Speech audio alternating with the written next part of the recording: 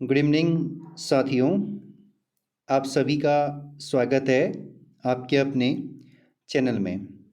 तो F R का paper करवाया गया यूकेपीएससी के द्वारा 18 मई को, और 18 मई को एफ आर ओ के पेपर में किस तरीके से प्रश्न पूछे गए थे आयोग के द्वारा, उन प्रश्नों पे हम चर्चा करने वाले हैं इस सेशन में, जिससे कि आगे जितने भी एग्ज़ाम 2025-26 में होने हैं तो उसके लिए एक हमें थोड़ा सा आइडिया मिल जाए।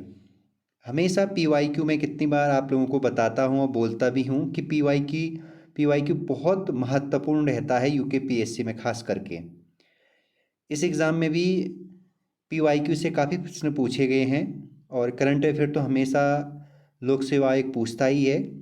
ठीक है, आइए फिर चर्चा करते हैं। टोटल 150 प्रश्न का यह पेपर है, और पहले 100 अंक का आपका जो जीएस है, जिसमें उत्तराखंड, करंट अफेयर, कंप्यूटर सब कुछ पूछा जाता है। फिर जो 50 अंक का आप लोगों का जो रीजनिंग का पोर्शन है, उस पर भी हम चर्चा करेंगे। ठीक है, पहले इस पे चर्चा करते हैं। ठीक है, तो पहला प्रश्न पूछा गया था आयोग के द्वारा, अब तक निम्न में से किस देश ने फीफा वर्ल्ड कप 5 बार जीता है? तो अब तक इनमें से कौन सा देश है जिसने फीफा वर्ल्ड कप 5 बार जीता है? तो यहाँ पर ऑप्शन सही हो जाता है आप लोगों को ब्राज़ील।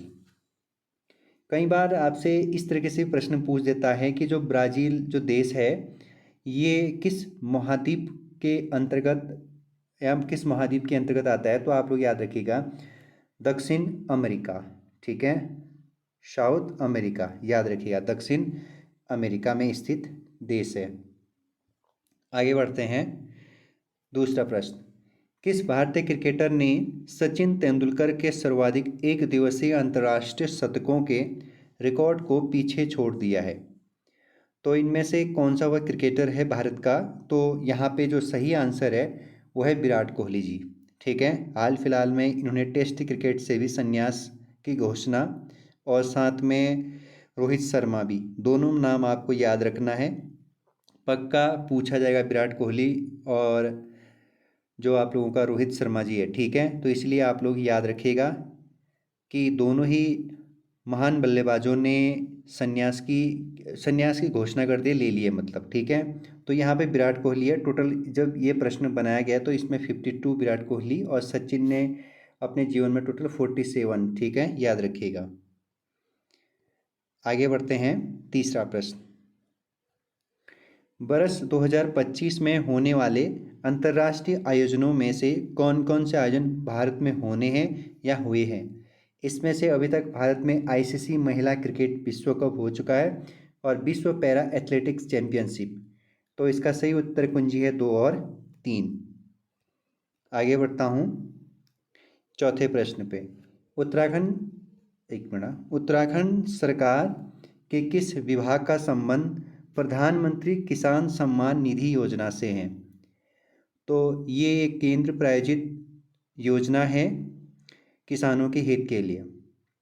ठीक है, तो पीएम किसान सम्मान निधि है, तो इसका सही आंसर है कृषि और किसान कल्याण विभाग का संबंध है, याद रखिएगा।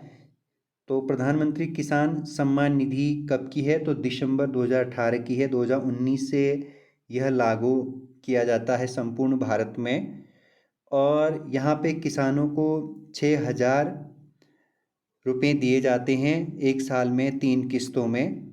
किस्त कितनी पड़ती है? तो आप याद रखिएगा, 3 किस्तों में 2-2 हज़ार करके दिया जाता है। याद रखिएगा, 4 टोटल इसमें मंथ के 4 दूनी 8 चाटियाँ बार करके 3 किस्तों में दिया जाता है, याद रखिएगा। टोटल जो एक वर्ष में जो इसमें टोटल खर्चे आते हैं, यानी टोटल जितना किसानों को दिया जाता है, टोटल 75,000 करोड़, याद रखिएगा। ठीक है, कई बार ये सवाल भी बना देता है आयोग इस तरीके का। पांचवा प्रश्न है, महिला शांति सैनिकों के लिए पहला सम्मेलन कहाँ आयोजित किया गया? तो ये नई दिल्ली, भारत में आयोजित किया गया। छठा प्रश्न, जनवरी 2025 में उत्तराखंड सरकार ने सीमा क्षेत्रों में पर्यटन को बढ़ावा देने के लिए किस संगठन के साथ क्या किया, संधि किया? तो भारत तिब्बत सीमा पुलिस के साथ। ठीक है, याद रखिएगा, इम्पोर्टेंट प्रश्न है। अगला प्रश्न देखते हैं, 7वां प्रश्न। कौन सी योजना उत्तराखंड की 697 ग्राम पंचायतों को सीधे प्रधानमंत्री कार्यालय से जोड़ने के लिए लागू की गई है? तो 697 ग्राम पंचायतों को सीधे प्रधानमंत्री कार्यालय से जोड़ने के लिए भारत नेट योजना या कार्यक्रम चलाया गया है। जानकारी के लिए बता देता हूँ कि जो भारत नेट योजना है, पहले इसका नाम नेशनल ऑप्टिकल फाइबर नेटवर्क हुआ करता था।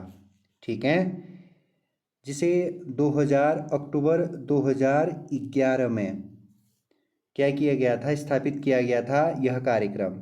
फिर बाद में 2015 में नाम परिवर्तन करके भारत नेट योजना रखा गया। ठीक है, और ये जिस लिमिटेड के द्वारा इसको चलाया जा रहा है वो है BBNL, यानी भारत BSNL मत करिएगा, भारत ब्रॉडबैंड नेटवर्क लिमिटेड के द्वारा इसे चलाया जा रहा है। ठीक है, याद रखिएगा। आगे बढ़ते हैं, प्रश्न संख्या 8वां है। अक्षय ऊर्जा संचरण को बढ़ावा के लिए शुरू किए गए ग्रीन एनर्जी कॉरिडोर के अंतर्गत निम्न में से कौन से राज्य को कवर नहीं किया गया है? तो यहाँ पे सवाल पूछ रहा है आप लोगों का कि जो आप लोगों का अक्षय ऊर्जा है, ठीक है, इसको बढ़ावा देने के लिए जो ग्रीन एनर्जी कॉरिडोर, यानी इसको कहते हैं ग्रीन एनर्जी को अगर आप हिंदी में करेंगे तो हरित ऊर्जा गलियारा। ठीक है, इससे भारत सरकार क्या कर रही है कि नवीकरणीय ऊर्जा को बढ़ावा देने के लिए, ठीक है, जहाँ पे सौर ऊर्जा हो गया और आप लोगों का पवन ऊर्जा हो गया, इस ऊर्जा को बढ़ावा देने के लिए सरकार ने 8 राज्यों के साथ, ठीक है, यानी 8 राज्यों में यह योजना अभी चलाई जा रही है, लेकिन यहाँ पे उत्तराखंड सरकार को इसमें क्या नहीं किया गया है, शामिल नहीं किया गया। अब ये 8 राज्य आप लोगों के लिए उतना महत्वपूर्ण नहीं रहता है, फिर भी राजस्थान हो गया आप लोगों का, उसके बाद मध्य प्रदेश है और महाराष्ट्र है, यहाँ पे फिर आंध्र प्रदेश है, ठीक है, यहाँ पे फिर प्रदेशों में आते तो हिमाचल प्रदेश भी है, कर्नाटक भी है और तमिलनाडु भी है। ठीक है, इसे आप याद कर लीजिएगा। नेक्स्ट प्रश्न है जो आप लोगों का, वो है 9वां प्रश्न अब। ठीक है, पेंगोंग त्योसील, जो आप लोगों का पेंगोंग झील है, जो समाचारों में हाल फिलहाल में चर्चा का विषय रहा, किन 2 देशों के बीच सीमा विवाद का मुद्दा है? तो भारत और चीन देश के साथ। ठीक है, नेक्स्ट प्रश्न है, हाल ही में खबरों में रही प्रधानमंत्री किसान सम्मान निधि योजना का प्राथमिक उद्देश्य क्या है? कई बार सवाल ना एक ही योजना से 2 3 सवाल पूछ देता है, तो इसमें भी 2 3 सवाल पूछे गए हैं एक ही योजना से। सेंट्रल बेस स्कीम जो ज़्यादा ही चर्चा का विषय रहता है, वो महत्वपूर्ण रहता है UPSC के परिदृश्य के हिसाब से।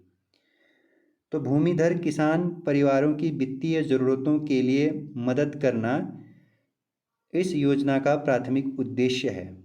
मैं ऊपर बता चुका हूँ कि इसमें किसानों को 6,000 रुपये की आर्थिक सहायता दी जाती है और 3 किस्तों में दी जाती है, जो हर 4 महीने के अंतराल इनके सीधे बैंक अकाउंट में ट्रांसफ़र किया जाता है। और अगर कौन इसके पात्रता है, तो जिनका वो किसान 2 हेक्टेयर यानी लघु सीमांत किसान इसके अंतर्गत रखे गए हैं। ठीक है, आगे बढ़ता हूँ। सितंबर 2024 में जारी की गई वर्ष 2024 के लिए स्वच्छता सर्वेक्षण की रैंकिंग में भारत के लिए किस शहर को देश का सबसे स्वच्छ शहर घोषित किया गया है? तो लगातार 7वीं बार इंदौर शहर प्रथम नंबर पर रहा। वहीं दूसरे नंबर पर जो आप लोगों का सूरत है गुजरात में स्थित, ये दूसरे नंबर पर है। अगर राज्य की बात करें तो प्रथम राज्य है महाराष्ट्र, दूसरे नंबर पर है मध्य प्रदेश, याद कर लीजिएगा। 12वां प्रश्न है, निम्नलिखित में से कौन सी फिल्म 2025 की सबसे बड़ी बॉलीवुड ओपनिंग फिल्म बनी जो ऐतिहासिक महाकाव्यात्मक पर आधारित है? यानी एक सच्ची घटनाओं पर आधारित यह फिल्म बनी है और इस फिल्म का नाम है छावा। ठीक है, जो यह छावा फिल्म है ये मराठा साम्राज्य पर आधारित है। ठीक है, किस साम्राज्य पर आधारित है? मराठा साम्राज्य के जो दूसरे महान शासक छत्रपति संभाजी हुआ करते थे, संभाजी महाराज पर यह फिल्म आधारित है छावा। उनकी जीवनी पर आधारित है, जिसमें विक्की कौशल ने क्या किया है, इसका रोल अदा किया है। ठीक है, कई बार सवाल पूछा भी जाता है फिल्म से सीधे सीधे एक्टर का नाम। आगे बढ़ते हैं और 13वां प्रश्न देखते हैं। यहाँ पर है, निम्न में से कौन सी डेंगू वायरस फैलने के लिए जिम्मेदार है? यानी इनमें से किसके कारण डेंगू वायरस फैलते हैं? तो यहाँ पे सही हो जाएगा एनाफ्लीज मच्छर के द्वारा।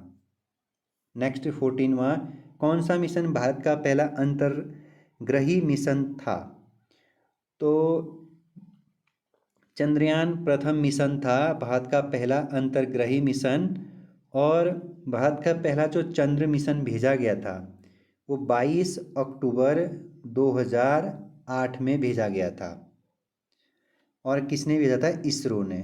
ठीक है, इंडियन स्पेस रिसर्च ऑर्गेनाइजेशन, जो भारत का अंतरिक्ष से संबंधित सभी गतिविधियों को देखते हैं। और कहाँ से भेजा गया था? आंध्र प्रदेश श्री हरिकोटा लॉन्चिंग पैड से।